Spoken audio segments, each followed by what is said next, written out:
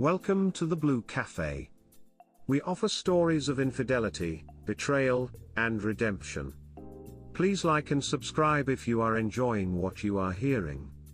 Now, on to today's story. Wife of 5 years cheated and now I feel absolutely nothing for her. Nothing. And that scares me. OC advice.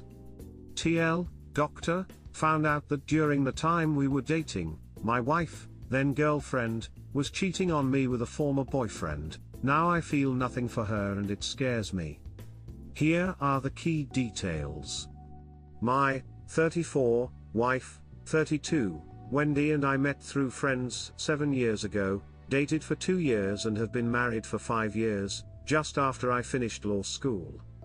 I worked my tail off as an associate at my firm, putting in 60 hours a week for the first 2 years of our marriage. That effort paid off and I'm doing well professionally. Wendy was a teacher at a private school, but as soon as we got married, she quit so she could go back to school for her master's in education and is currently in an educational doctoral program while working part-time. This was a bit of financial strain, since I wanted to pay off my student loans as quickly as possible, but we managed. My wife had an old laptop that she was using when we started dating. I found it in a box in a closet. She said it crashed, and wouldn't work any longer. I plugged it in, tried to turn it on. Nothing. When we met, Wendy took pictures of everything, primarily selfies of her with others. Knowing that she must have had some pictures of us from that time, I yanked the hard drive and looked at it. It seemed okay. The problem must have been somewhere else.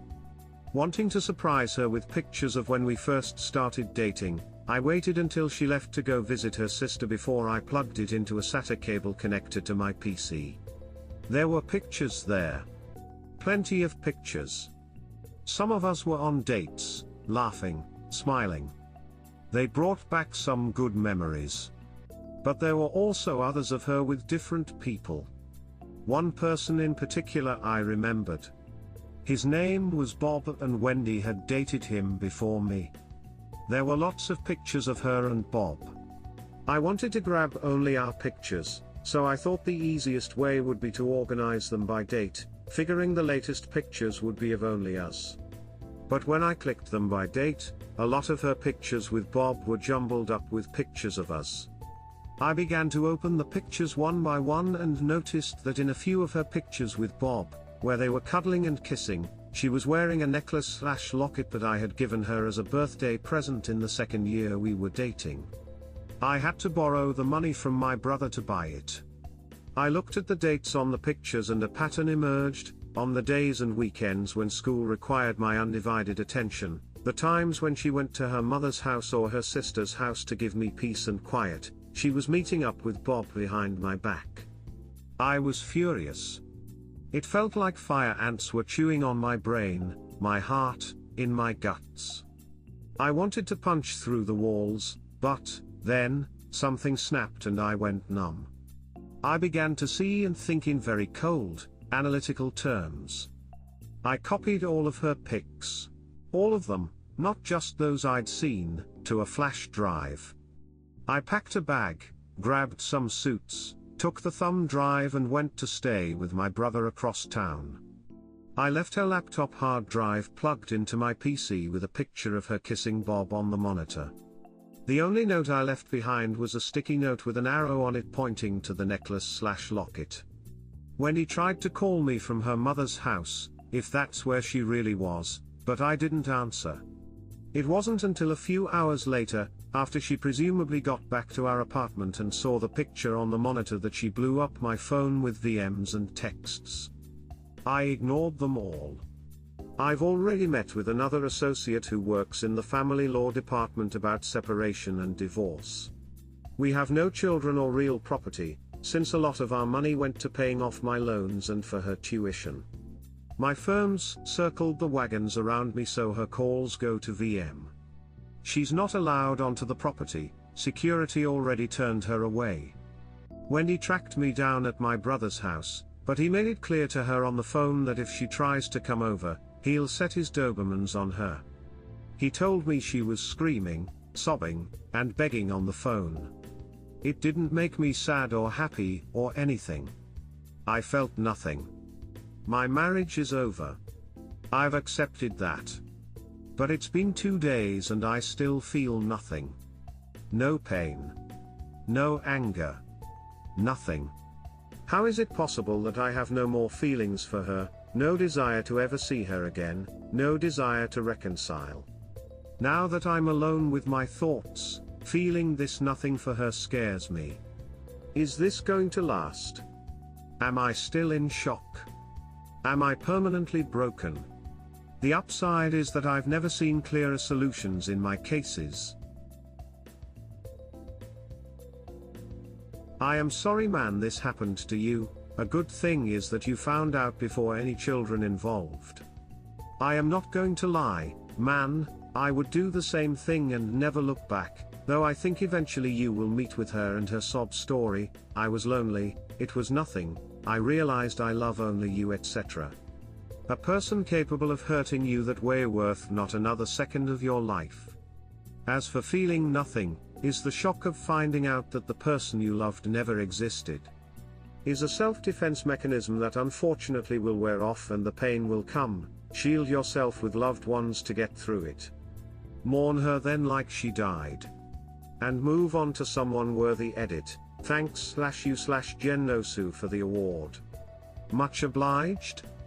I was lonely, it was nothing to me, this is even worse. To cheat on your partner and break their heart over a supposedly meaningless fling would hurt me more than if my so fell in love with someone else, because sometimes feelings catch you by surprise and that euphoria is hard to resist. Disclaimer, cheating is bad no matter what. I'm not excusing it in any way.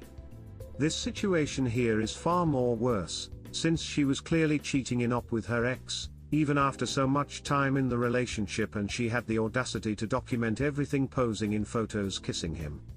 Hair. My witch documented everything as well. Kind of like how the Nazis documented all of their atrocities. They never thought they would lose. Never be held accountable.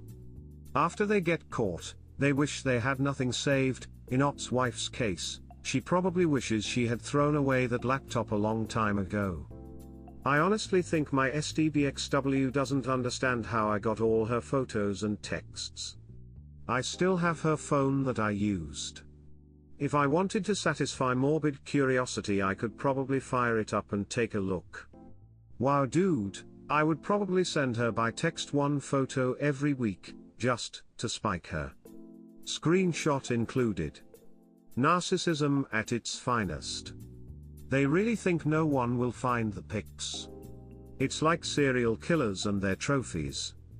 To cheat on your partner and break their heart over a supposedly meaningless fling would hurt me more than if my so fell in love with someone else, because sometimes feelings catch you by surprise and that euphoria is hard to resist. I agree. If people left their current partner to hook up with someone else, then even if it seems pretty sad to be left alone like that over something not in your control, maybe it wouldn't be as bad. I'd rather they just say, hey, it's been fun but I'm thinking it's time to move on, something like that, I dunno, rather than going behind my back and breaking the trust and confidentiality of it all. Just wanting a quick bang with some hottie for the thrills of cheating, which already sounds stupid, really just humiliates and degrades their partner into feeling they were just a pawn to be used, and that feeling of near emotional enslavement is. Well, enough rambling on. Overall, yeah, I agree, cheating is selfish down to the core, and given the existence of this sub, I'm glad so many others realize how this a very serious thing to one's mental health. The mourning part is huge. It's always helped me move on. It helps to realize that the person you loved doesn't exist anymore. You have emotions tied to them, but you have to accept that they aren't the person you thought they were. Kinda like in zombie movies, when they recognize one of them as somebody they know. That person basically did die. Mourn her, grieve her. Keep living the best day to say you can.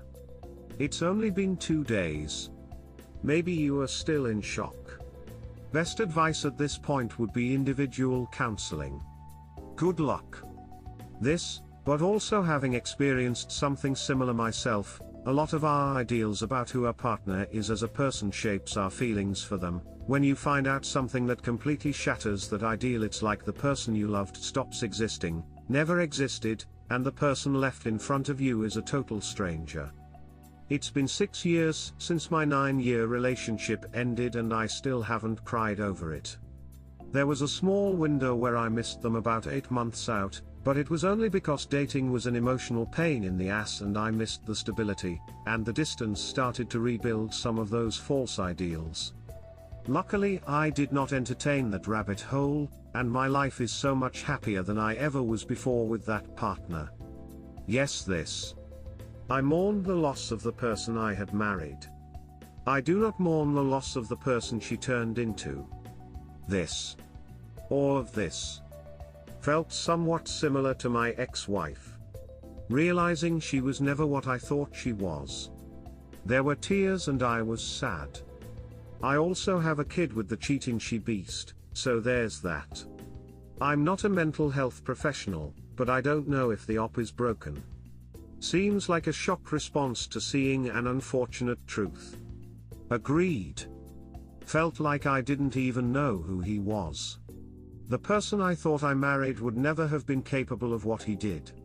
The opposite of love isn't hate, it's indifference. As a fellow lawyer, I understand how hard the work-life balance can be. At least you should be able to make a clean break and move on. The lack of hate or anger isn't necessarily a bad sign for you or your future relationships, just your current marriage. All the best. The opposite of love isn't hate, it's indifference. The truth. Just stop caring about them. Hate shows that you have them on your mind. But indifference makes their existence blur away. This. I had a similar situation occur. I was married for a couple years when I was very young, came home early from a trip, logged onto our shared desktop where he forgot to sign out of his AOL account. Right there in front of my face were messages with another woman detailing the time they had spent together, both that week and when I scrolled back, for the last few months. Something switched off. I left that day and never looked back. At first, I thought it was shock and surely the devastation would hit, but it never came. I knew that while I wasn't perfect, I had definitely done my best and there was no excuse or justification. I was just totally done and never wanted to see him again. The opposite of love is absolutely indifference, and while you may follow a different path through this, please know that it's totally fine if you're just done. Sometimes it works that way and I'm sorry this happened to you. I'm glad you have good people in your corner. Hang in there. We hope you have enjoyed today's episode.